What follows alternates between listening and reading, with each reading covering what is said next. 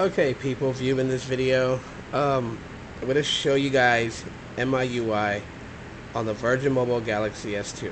So we're going to power this sucker on, and I must say this works wonderful on this device. There are lots of good points, and it's only been less than 24 hours since I've had this ROM on my phone. I did have a few errors. I'm going to talk about that to kind of help you guys out. But anyways, so this is the boot up for MiUI. Um, and like, I see a ton of comments that this ROM is an abomination to Android and everything else. I certainly don't think so. That's just my opinion. I think the Chinese did a very good job with this. So this is my lock screen. As you guys can see, there's a phone, camera, messaging, and then slide down to unlock. So here it is, MiUI. As you guys can see, there is no notification drawer because MiUI does not have the standard Android app drawer or anything like that. I mean, it does have the notification drawer. Sorry, kind of like got it mixed up. And you can switch between notifications and toggles. That's actually pretty cool. So, one of the huge features that I like so far about this is the fact that we have Photosphere built in. There's no need to install a third-party APK file. Photosphere comes with the camera here on MiUI. And that's really like super huge. Another good thing is that for some Galaxy S2 owners on Virgin Mobile, if you guys have had issues with Instagram and their video camera, I'll take a quick video, but I'm not going to save it. But first off, the video function works. As you guys see, I'm going to hold down to record. There's not going to be any lag, and as you can see, the screen's not flickering, so there's not this distorted display, and you could just take a perfectly good video on Instagram, which completely blew my mind that you could do that. So I'm not going to send in a blank video, but so that's another huge thing. I'll show you which version of MiUI I'm running, so we'll get to that here in a second.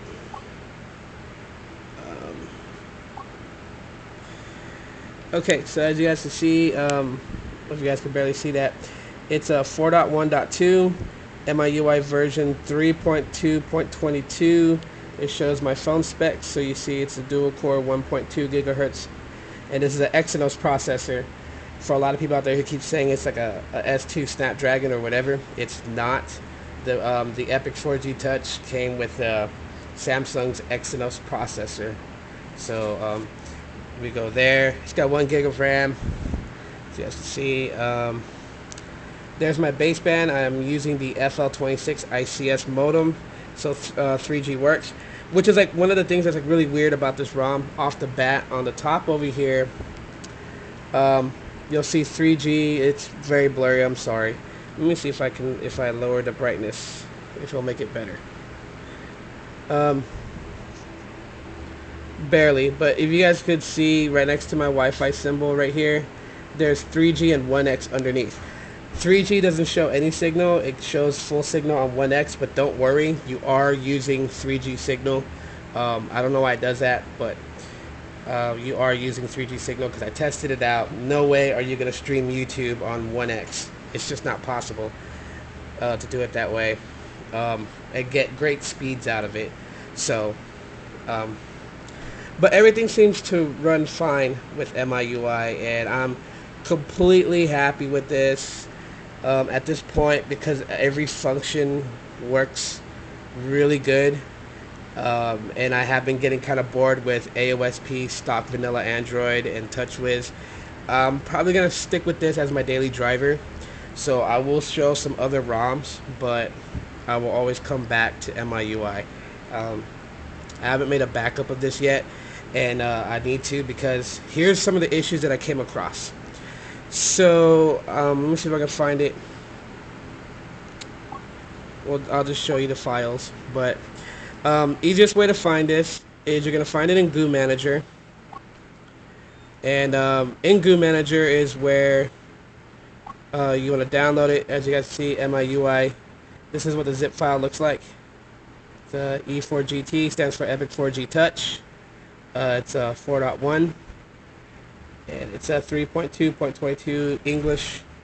Now, the G apps, you're going to want to use this one that I'm pointing at, the October 11th, 2012 G apps, which I renamed it. Next to the JB, I put 4.1.2. Usually when you use Goo Manager and you download a ROM, if it requires G apps, it basically gives you a hint of which G apps to use. However, with this, it didn't. And so when I first booted into the phone, it was actually wanting me to sign into my Xiaomi account, which I'll show you guys what that is, so you guys don't get confused and think that you guys can sign into this. But it's that right there, as you guys can see. Xiaomi, I guess that's how you pronounce it, or something like that, account. And that's not your Google account. You need to flash G apps. So the October 11th, 2012, which is the 4.1.2, that's the G apps that you need to download. And once you flash the ROM, you install the G apps, and you flash the FL26 modem. Then you'll be able to sign into your Google account and use Android. I messed up, so I had to flash my phone a couple of times because doing a bad flash, either the keyboard wouldn't work, so I couldn't sign in, or the Play Store wouldn't register any download. It would say it couldn't connect to the server, and it was just a whole lot of nonsense. The MMS fix, do not flash over this, because the MMS fix for visual voicemail and multimedia messaging, you will mess up the messaging app and it will not open up for anything. So don't do that. I'm trying to figure out more. I'll do another overview over MIUI in a week after I have some time to play with it and just see what I can and can't do after I make my backup here. So anyways, guys, this is MIUI on the Galaxy S2 for Virginmobile. And this ROM, it was initially built for the Sprint Epic 4G Touch, and it works fine on the Virginmobile Galaxy S2 as long as you use an ICS modem. So thanks for watching.